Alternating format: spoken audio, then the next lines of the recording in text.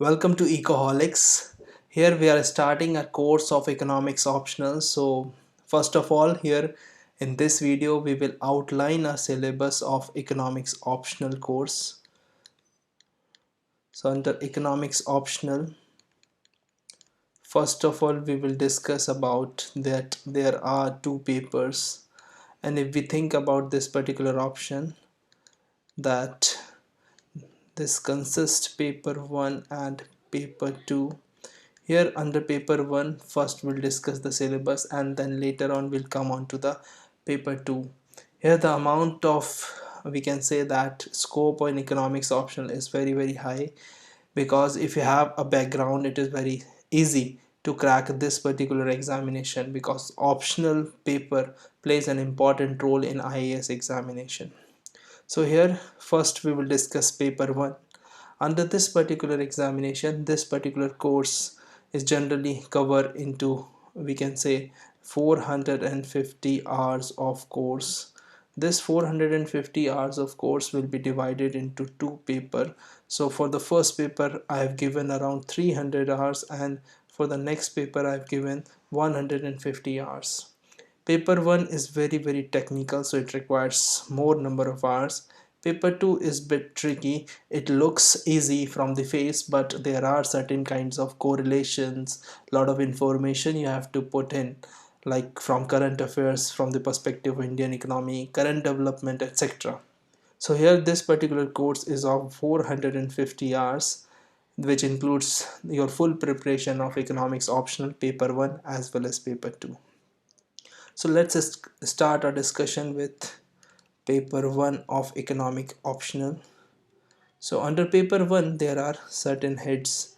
First we will discuss about advanced microeconomics. So advanced microeconomics. Second one, the head, which is very important head given under this particular syllabus, is advanced macroeconomics. Third one is your money, banking and finance. So money, banking and finance. So here money we can generally say in monetary policy, etc. Banking, we can say agar commercial banks, finance sector, etc. Here finance, a lot of things like public expenditure, government expenditure, these types of things we will include under this particular head. Under fourth important division under paper 1 is of international economics. So under international economics there are certain kind of theories, etc. So we will discuss in this video itself. And the last division of this particular paper is of growth and development. So I have divided around 300 hours for this particular paper 1 into these particular 5 heads.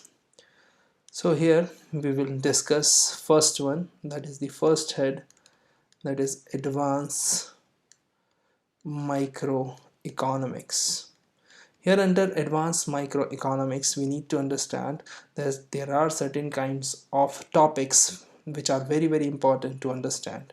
So under advanced microeconomics I have divided this particular syllabus into certain points. So generally this particular syllabus is divided under 46 heads. So these 46 heads very important to cover.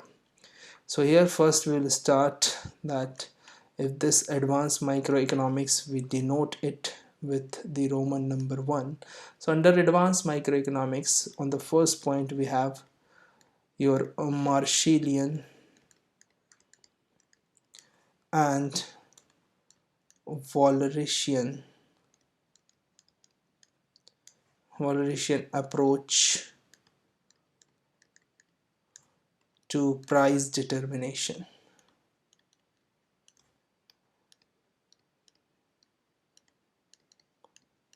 So under it, this itself will take certain number of time or certain number of lecture, because here under Marshallian analysis we will discuss about utility and all the concepts of cardinal utility, etc. And this will be compared with indifference curve. Although UPSC till this point never discussed, never asked about indifference curve, but here we need to discuss and compare this Marshallian analysis with your indifference curve. Under Wadderian approaches to price determination, in this particular topic we will discuss about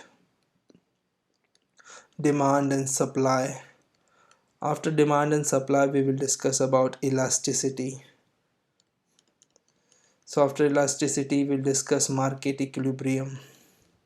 So these are the highlights that I'm giving you about this particular topic.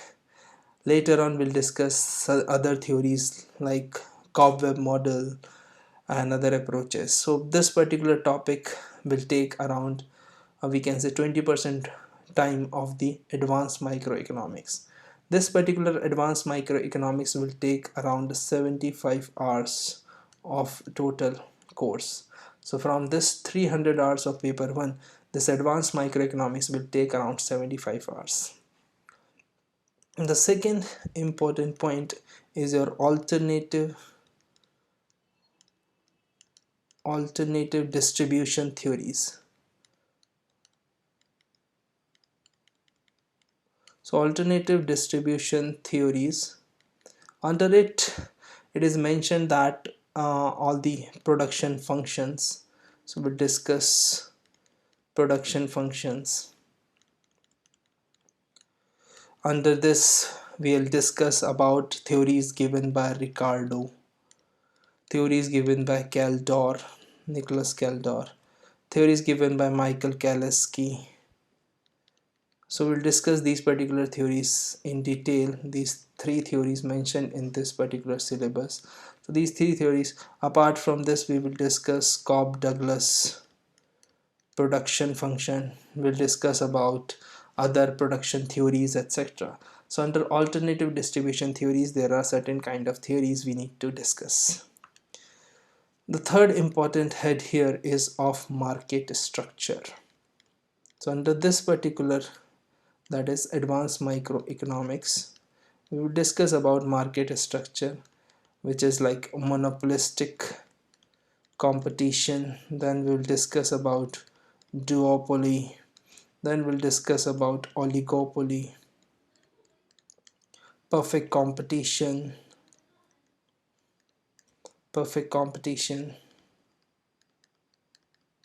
etc.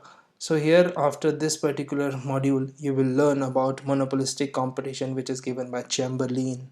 All the taxes will come under this particular, so Chamberlain, whatever Chamberlain given, all the tax concepts under monopolistic, the talking about excess capacity, monopoly power, mainly we'll discuss about learners monopoly power. Then we will discuss about market failure, externalities. We'll discuss under duopoly, we'll discuss about model of collusion. Then certain concepts like asymmetric information given by George Akerlof. Then the concept of Lemon market. Under oligopoly, we'll discuss about Nash equilibrium, the concept of price leadership, king demand curve, other game theories like prisoner's dilemma, etc. So here we will discuss extensively about the market structure of the economy. Under the fourth important head, we'll discuss certain welfare criteria. So welfare criteria given by Pareto. So we'll discuss Pareto optimality. Then we'll discuss Hicks version of welfare economics. Then we'll discuss about Tibor Skitowski. Then we'll discuss about Kenneth Arrow's impossibility theorem. Then we'll discuss about certain views like social welfare function of A.K. Sen, Indian economist. Very important for examination purpose. You will find the question, short question on A.K. Sen. So under this welfare criteria we will discuss all these topics. Now the second important subject under paper 1 is of advanced macroeconomics. So under advanced macroeconomics it will take around 75 hours in total. So we will devote around 75 hours to this particular course. Under the fifth head, that is the continuation of previous four, first we'll discuss the theories or approaches given by employment interest and employment interest rate determination. So under this particular head we will discuss about some classical model, Keynesian model, and the advanced Hicks-Hansen, that is known as ISLM model. Under classical model, we will discuss about full employment, real wages. Under Keynesian, we'll discuss about what will be the condition of the economy during depression, stagflation. Stagflation is a hybrid version known as stagnation as well as inflation in the economy that Indian economy experienced in the year 2013. So we'll discuss that how Keynesian model will affect at the time of stagflation. Then under ISLM curve, we will discuss about some fiscal and monetary implication of ISLM curve, very important for examination purpose. Under the sixth head, that is given in the syllabus, is known as neoclassical synthesis. So under neoclassical synthesis, we will discuss about rational expectation hypothesis given by Robert Lucas. Then later on in Keynesian theory itself, we will discuss about liquidity preference. Then we'll discuss about money illusion, etc. Here in the seventh point, we will discuss about new classical. So under new classical and new Keynesian, so we will compare these two schools of thought. Then the theories of interest rate, so we'll discuss about monetarist school of thought and other rate structure. Now coming on to the third important subject, that is known as money, banking and finance. Under this particular important head under paper 1, so this is the third head under paper 1. Here we will discuss about the eighth point. So in the continuation of all these points, we will discuss demand for and supply of money. So under demand and supply of money, we'll understand the theories of the demand and theories of the supply. Here we'll discuss LM curve. Here we'll discuss certain high powered money concepts given under high powered money. After that, we will discuss about certain other things, like that this particular money and banking finance module will take around 40 hours of total lecture. So this particular will take 40 hours. Here under this we will discuss about certain concepts known as money multiplier. Then we'll discuss quantity theory of money given by Fisher, Pigou and Friedman. So Friedman is very important for UPSC perspective. Friedman restatement theory is favorite. The debate between monetarist and fiscalist is also will discuss under this Friedman's restatement theory. Under the 11th point, we'll discuss the Keynesian theory of demand for money. This particular theory is very important because demand for money according to Keynes depends on three important things that we will discuss, like transactionary demand, precautionary and speculative demand. So we'll discuss in details. Now other things that in the 12th line it is mentioned that about monetary management. So under monetary management, it means their goals. So what are the goals of monetary management? Their instruments. So instruments like what RBI uses at the time of contractionary or expansionary monetary policy. So here under instruments we'll discuss about the concepts of a repo rate, reverse repo rate. Here we can discuss under monetary management that inflation and inflation targeting. So from the India's perspective, we will discuss monetary policy committee under this particular thing. Then this particular monetary management we will discuss from two perspectives, that is from the perspective of closed economy as well as the open economy. Under the 13th point, we will discuss about goals and instruments. We can other instruments. So it is mentioned in the syllabus that relationship between the central bank and the treasury. So here we will discuss from the world's perspective that what are the relation between central bank and treasury. Here treasury means the government. From the India's perspective, that is RBI and Ministry of Finance. So the tussle between RBI and Ministry of Finance is ongoing, and it will go on in the recent years as well as in the coming years. So we'll discuss all the implications of the relation between treasury and the central bank. Under the 14th point, we'll discuss about the growth rate of money supply. So what will be the growth rate of money supply? Here we will discuss about money supply and aggregate expenditure. In the previous topic, we will also discuss the policies of demonetization adopted by Government of India. Here in this particular policy, we will discuss about the factors behind demonetization. Apart from these factors, we will also discuss that what is the result of demonetization in the recent years. Here under 15th point, we will discuss about public finance. So you know the heading of this particular topic head is money, banking and finance. So here under public finance, we will discuss about the role in the market economy, the role in the stabilization. So stabilization is the main focus of public finance. Then allocation of resources, so allocation, their allocation, then their distribution among the economy, etc. So here all the development we will see under public finance. Under the 16th head of our first paper 1, we will discuss about certain sources of government revenue. So here under government revenue, there are certain kinds of taxes. So here under taxes, we will discuss about their elasticity. So under elasticity of these particular taxes, that how these taxes are affecting in the economy. Then we'll discuss about subsidies.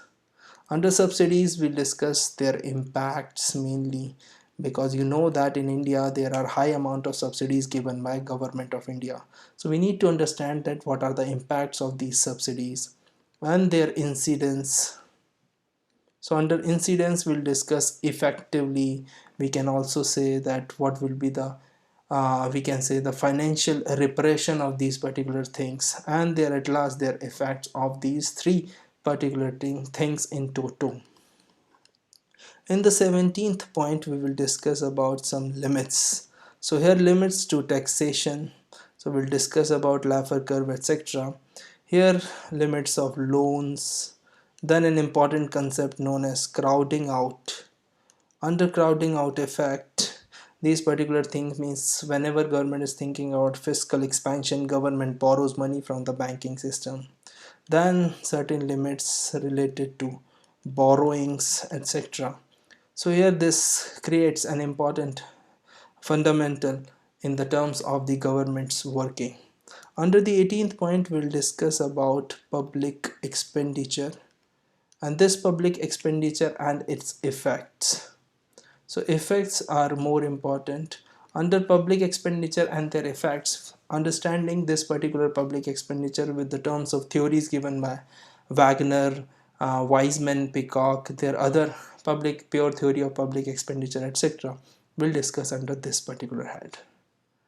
Then the important division of this particular section is known as international economics. So under international economics, that consists a major part. So under international economics, first we will discuss, that's at number 19, we will discuss some theories. So under theories of international economics, so we'll discuss some old theories as well as some new theories. Under old theories, we'll discuss about the classical theories. Here classical theories are given by Adam Smith, that is absolute advantage, and David Ricardo, that is comparative advantage. So comparative advantage is directly mentioned in the syllabus, so very important theory. Apart from this, we will discuss about Gottfried Haberler's theory. Under Haberler's theory, later on we will discuss about HO theory. Here under new theories, we'll discuss about certain theories given by Samuelson. After Samuelson, Rybczynski theory. So Rybczynski theory is very important. Here under old theories, we will also discuss known as gravity model.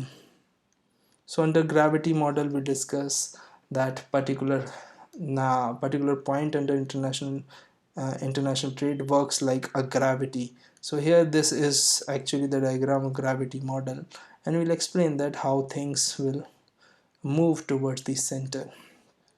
Apart from this, we will discuss also the Jagdish Bhagwati's immeasurizing growth.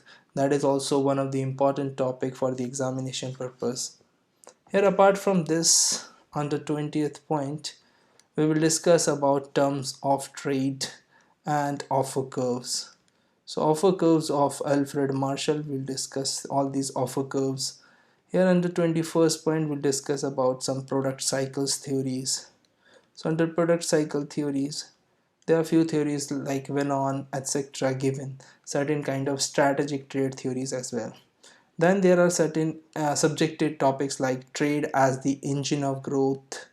So we'll discuss that how trade is contributing in terms of economic growth, how trade is deriving the economy, especially when we talk about Indian economy since 1991. So trade plays an important role. Here theories of underdevelopment in an open economy. So when India introduced its economic reforms in the year 1991, you know that there are certain kind of theories that are theories of underdevelopment in the open economy.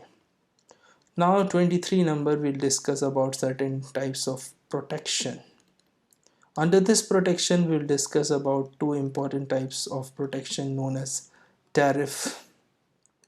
So here under tariff, we will discuss about tariff and quota. So under tariff, we'll discuss their effects. So under effects like optimum tariff, etc. Here quotas generally impose on imports. So we'll understand the concepts and we'll tell you about the recent examples of protection of Indian steel from the dumping of cheap Japanese and South Korean steel. So we'll connect every topic, every static topic with the current topic. Apart from this, we'll also discuss about balance of payment approaches at the time of depreciation, at the time of appreciation.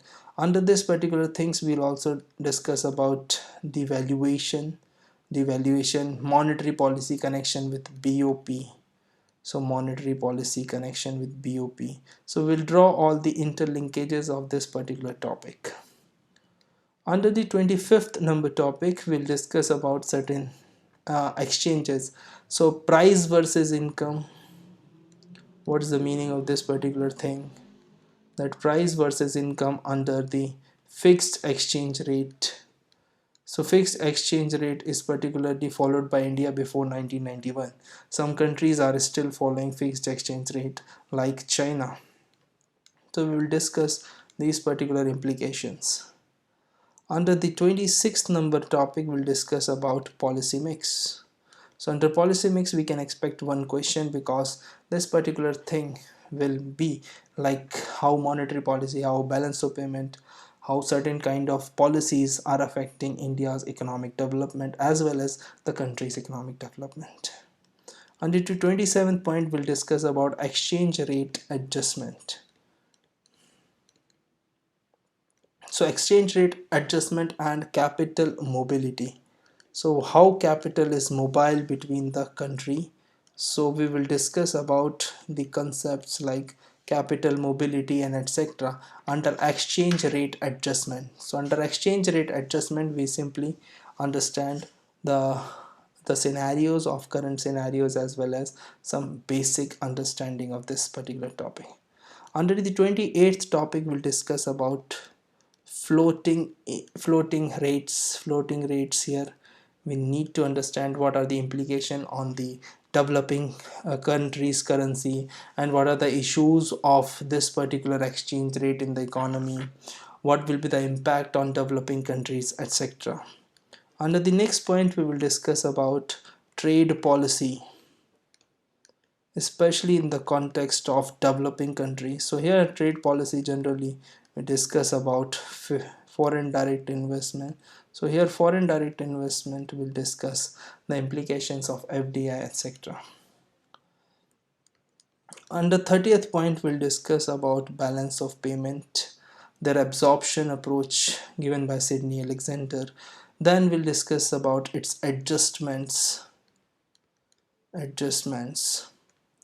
and policy coordination in the open economy macro model. So coordination between the open economy model. Then under 31 point we'll discuss about speculative attack. So speculative attacks like under fixed exchange rate, under floating exchange rate.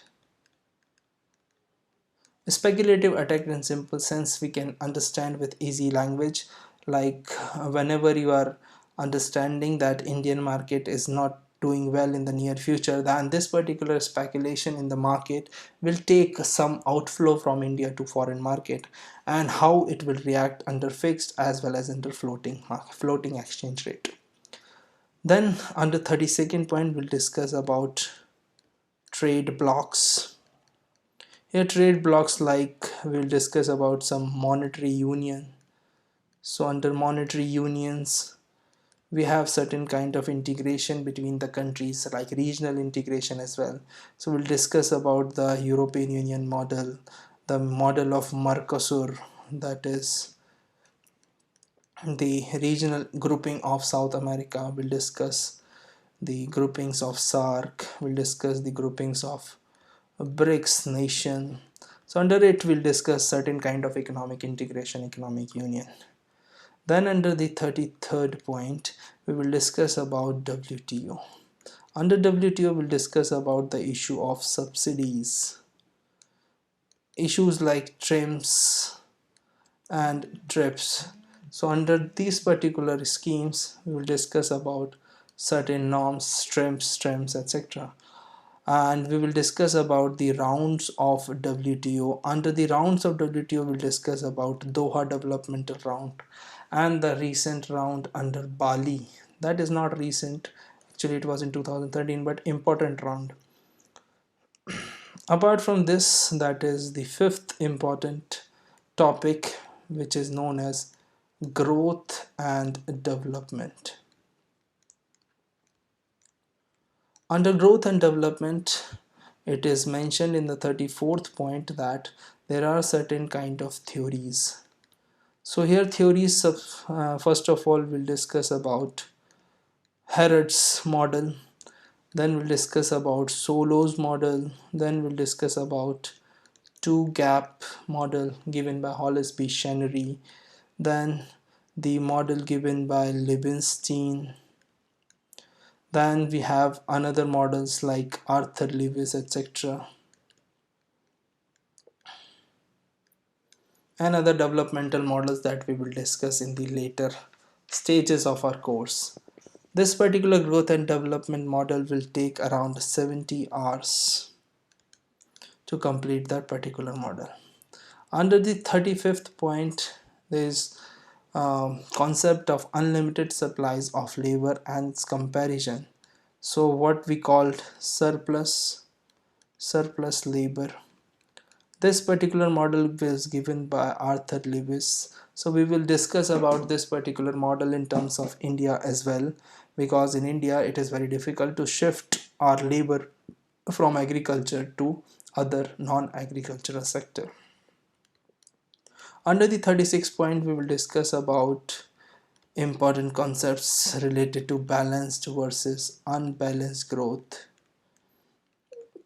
So this is a debatable topic, balance versus unbalanced growth. Here unbalanced growth is an important for examination purpose given by Elber O. Hirschman.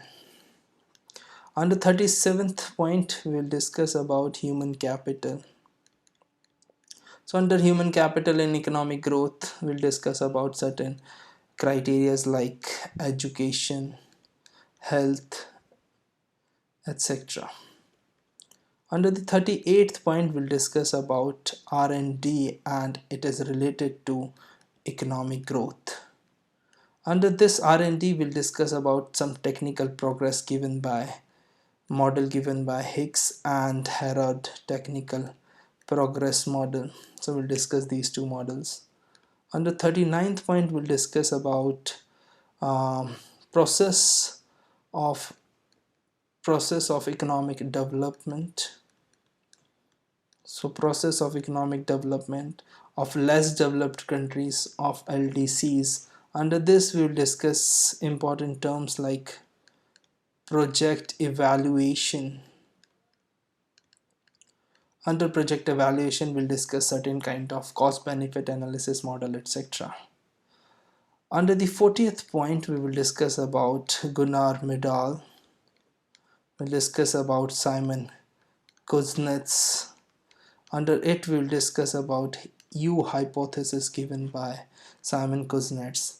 Then there are certain structural changes.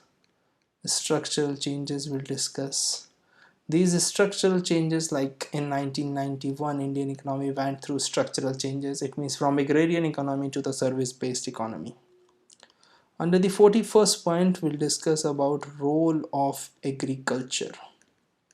Under the role of agriculture in economic development, especially of least developed countries, and this particular least developed country is very vital for the development of overall development of the country.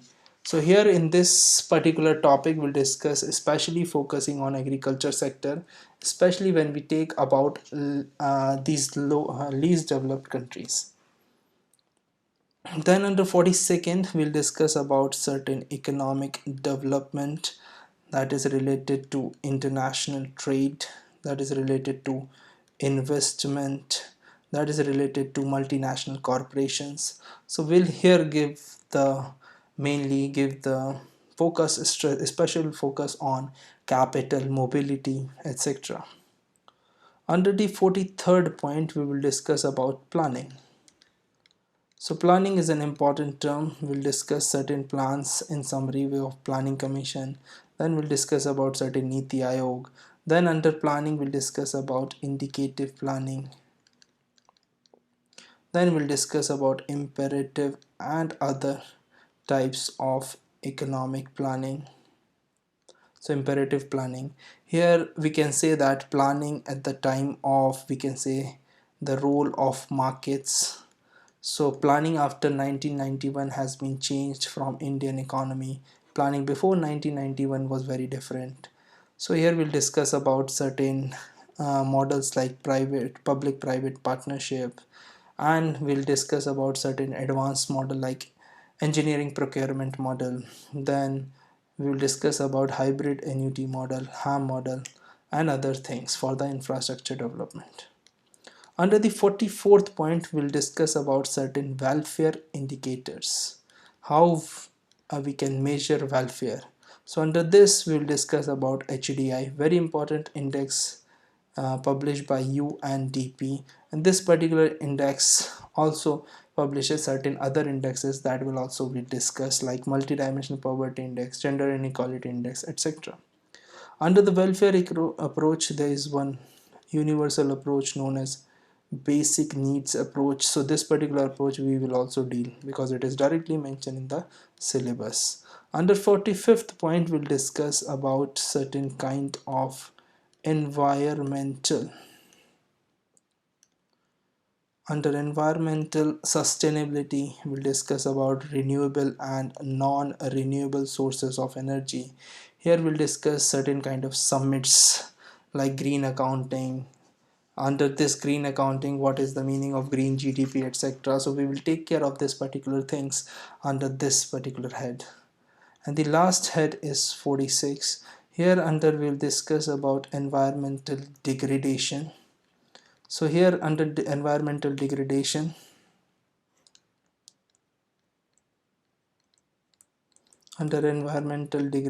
we will discuss about certain things like carbon trading. Under carbon trading, so we'll discuss Kyoto Protocol, etc. how the global warming is affecting, so we'll discuss that, intergeneration, equity development, etc. So this is the particular course available on Ecoholics app.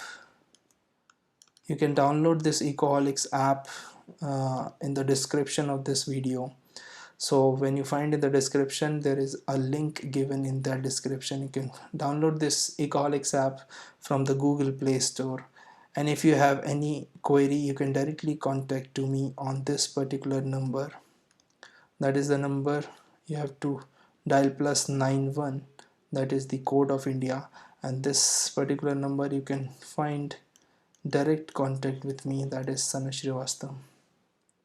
Hope to see you soon on this Ecoholics app. Thank you so much.